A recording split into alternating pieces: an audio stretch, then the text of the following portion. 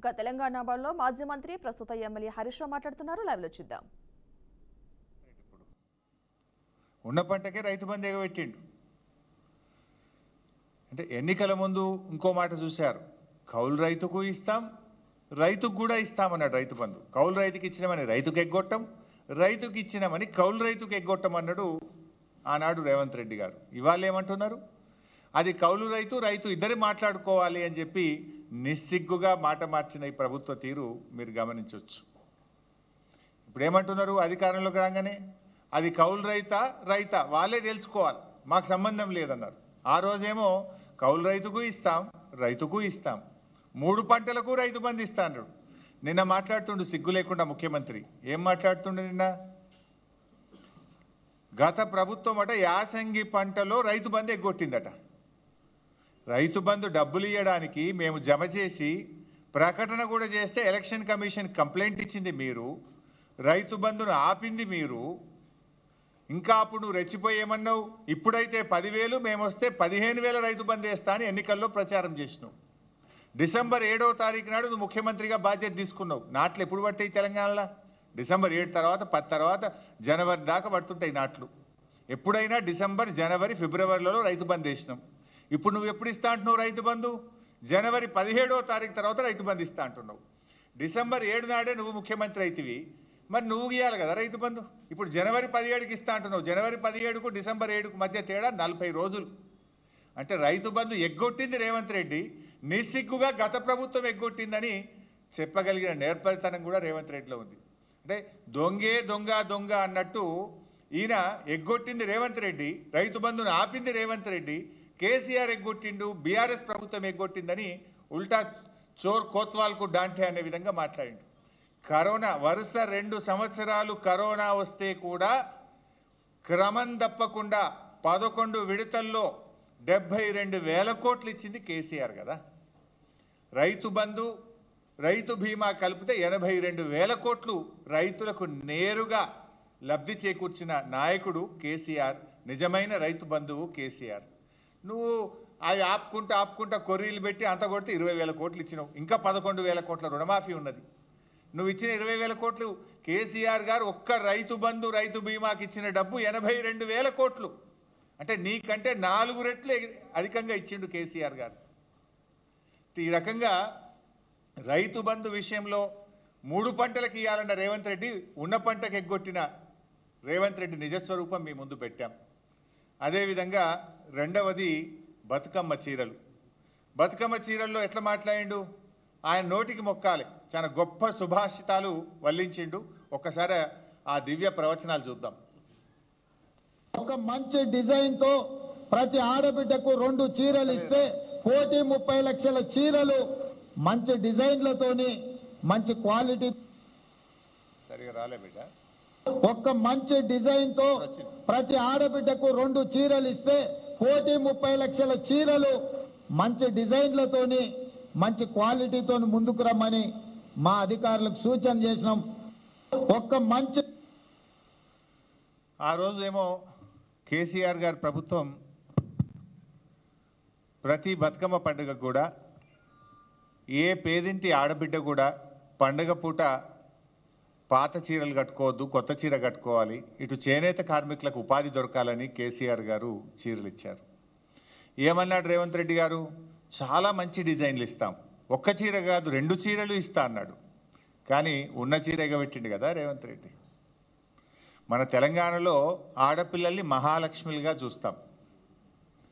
జనరల్గా ఆడపిల్లలకు కట్నం పెడతామంటే ప్రాణం పోయినా సరే ఆడపిల్ల కట్నం తప్పకుండా ఇస్తాం, చెల్లించుకుంటాం, వాళ్ళ మాట తప్పకుండా ఇస్తూ ఉంటాం. ఆడపిల్లకు మాట ఇచ్చి తప్పితే అది పెద్ద పాపంగా మనం తెలంగాణలో భావిస్తూ ఉంటాం. మరి అలాంటి ఆడపిల్లల్ని, మన అక్కా చెల్లెల్ని మోసం చేసినటువంటి చరిత్ర ఇవాళ రేవంత్ రెడ్డి గారిది. ఆ రోజేమో 2 చీరలు ఇస్తా అన్నాడు. 2 చీరలు కాదు కదా, కనీసం జాకెట్ పీస్ కూడా ఇవ్వలేన. జాకెట్ పీస్ కూడా ఇవ్వలే. పండుగ పూట ఆడపిల్లల్ని రేవంత్ రెడ్డి ఏ రకంగా బాధ పెట్టిండో, ఏ రకంగా మోసం చేసిండో ఆయన డబుల్ స్టాండర్డ్స్ ఇప్పుడు మన మహిళల విషయంలో చూసాం. అదేవిధంగా మూడోది ఎల్ఆర్ఎస్ చూపిస్తావు నాన్న. అప్పుడు ఎల్ఆర్ఎస్ మీద అప్పుడు ఎల్ఆర్ఎస్ మీద ఏఆర్ఎస్ ఏందో ఒక్కసారి చూద్దాం. ఏఆర్ఎస్ అంటే ఏందనుకుంటున్నారా? ఎల్ఆర్ఎస్ అయిపోయింది, ఇంక ఎంఆర్ఎస్ తెస్తాడంట. పెద్ద మంచి లేదు, పెద్ద మంచి ఎల్ఆర్ఎస్ అంటే అదే ఇంక ఎంఆర్ఎస్ కూడా తెచ్చేటట్టు ఉన్నాడు. అదేంటి అంటే మ్యారేజ్ రెగ్యులరైజేషన్ స్కీమ్ సార్. వాళ్ళ రక్తాన్ని పీల్చాలనేటువంటి ఆలోచనతో రాష్ట్ర ప్రభుత్వం ఉంది. వీలైతే అసలు కట్టబాకండి. ఇబ్బడి ముబ్బడిగా మీరు తీసుకొచ్చిన అప్పులన్నింటినీ కట్టడానికి ఆ అప్పుల భారం ఈరోజు ప్రజల మీద వేస్తా ఉన్నారు. ఈ రకంగా ఎల్ఆర్ఎస్ సబ్జెక్ట్ కూడా ఉంది. ఈ ఎల్ఆర్ఎస్ సబ్జెక్ట్ సంబంధించింది దానకిషోర్ గారు మీ అందరితో మాట్లాడారు, మేడం గారు కూడా మాట్లాడారు అనుకుంటాను, సిఎస్ గారు.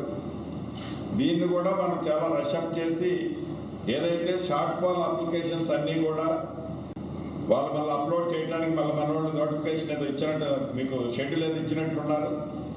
వాటిని కూడా మనం షార్ట్ అవుట్ చేయాల్సిన రెస్పాన్సిబిలిటీ ఉంది. దానికి కావాల్సిన టీములు కూడా కావాలంటే ఐడెంటిఫై చేసుకొని రిక్రూట్ చేసుకుందాం అనుకున్నాం. సో ఎల్ఆర్ఎస్ మీద ఏఆర్ఎస్ ఏందో చూశారు. ఎల్ఆర్ఎస్ అంటే ల్యాండ్ రెగ్యులరైజేషన్ స్కీమ్, మరి ఏఆర్ఎస్ అంటే యనమల రేవంత్ రెడ్డి స్కీమ్. ఆ రోజు బీఆర్ఎస్ పార్టీ అధికారంలో ఉన్నప్పుడు ఎల్ఆర్ఎస్ ఉచితంగా చేయాలని, పేదల రక్తమాంసాలు పీలుస్తున్నారని, పేదలను ఉసురు పోసుకుంటున్నారని రెచ్చిపోయి మాట్లాడిండు రేవంత్ రెడ్డి గారు, బట్టి విక్రమార్క గారు, ఉత్తమ్ కుమార్ రెడ్డి గారు, కోమటిరెడ్డి గారు, సీతక్క గారు. ఇంకా అందరి వీడియోలు ఉన్నాయి, నేను టైం వేస్ట్ చేయదలుచుకోలేదు. కానీ ఇవాళ ఏమంటున్నారు? డబ్బు కట్టాల్సిందేనట. ఇప్పుడు 15,000 కోట్ల రూపాయల డబ్బు కట్టండి అని అధికారులకు ఛార్జ్ మెమోలు ఇస్తున్నారు. ఏమైంది? ప్రజల దగ్గర డబ్బు కట్టిస్తలేరు. ప్రజల్ని బెదిరించండి, అవసరమైతే కడీలు వీకండి, లేఅవుట్లు కూల్చండి, ప్రజల చేత డబ్బు కట్టించండి అని చెప్పి ఇవాళ ప్రజల రక్త మాంసాలు పీల్చి ఇవాళ ఎల్ఆర్ఎస్ డబ్బులు పేద ప్రజల దగ్గర వసూలు చేస్తూ ఉన్నారు. నేను అడుగుతా ఉన్నా, ఆ రోజు ఉచితంగా చేయాలన్న మీరు ఇవాళ పేద ప్రజల రక్త మాంసాలు ఎందుకు పీలుస్తున్నారు? ఎందుకు ఎల్ఆర్ఎస్కు ప్రజలు డబ్బులు కట్టాలి? కట్టద్దు అని బట్టి విక్రమార్క మాట్లాడింది కదా, గదే మాట మేమంటున్నాం. తెలంగాణ ప్రజలారా ఎల్ఆర్ఎస్ కట్టకండి. ఆనాటి బట్టి గారి మాటని నేను ఇవాళ చెప్తా ఉన్నా. నిజంగా మీరు మనుషులైతే, మాట మీద నిలబడే తత్వం ఉంటే, పేదల మీద ప్రేమ ఉంటే ఎల్ఆర్ఎస్ను ఉచితంగా చేయాలని బీఆర్ఎస్ పార్టీ డిమాండ్ చేస్తుంది. 4వది నిరుద్యోగులు. ఇందులో అయితే త్రిబుల్ స్టాండర్డ్గా, డబుల్ స్టాండర్డ్ కాదు, మనోడు త్రిబుల్ స్టాండర్డ్. ఇది కూడా ఒక్కసారి చూద్దాం. త్రిబుల్ స్టాండర్డ్ అది ప్రతిపక్ష నాయకుడిగా ఆయన పెట్టిన ట్వీట్, అపోజిషన్లో పెట్టినప్పుడు ట్వీట్, ముఖ్యమంత్రి అయిన తర్వాత మాట్లాడింది. ఒకసారి చదువు రానోళ్లను ఇవాళ ప్రభుత్వం పరీక్షలు వేయాలంటారు, గ్రూప్ 1 పరీక్షలు వాయిదాలు వేయాలంటారు. నేను మన మా పిల్లలు కూడా పరీక్షలు కొందరు వాయిదేరు, కొందరు ముందు కోరు, కొందరు వెనుక కోరు అంటారు. తప్పకుండా పరీక్షలకు సంబంధించి కూడా మా పొన్నం ప్రభాకర్ గారికి చెప్తున్నా, పిల్లలు రోడ్డు ఎక్కే బదులు మన ప్రభుత్వం వినడానికి సిద్ధంగా ఉంది.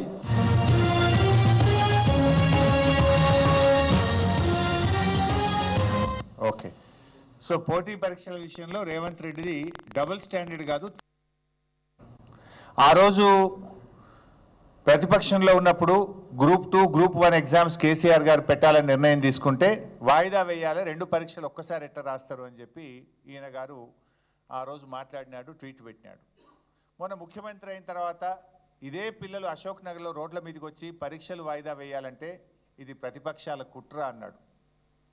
తలకు మాసినోడే పరీక్షలు వాయిదా వేయాలంటారని, చదువు రానోళ్ళే పరీక్షలు వాయిదా వేయమంటారని నోటికి వచ్చినట్టు ఈయన మాట్లాడిండు.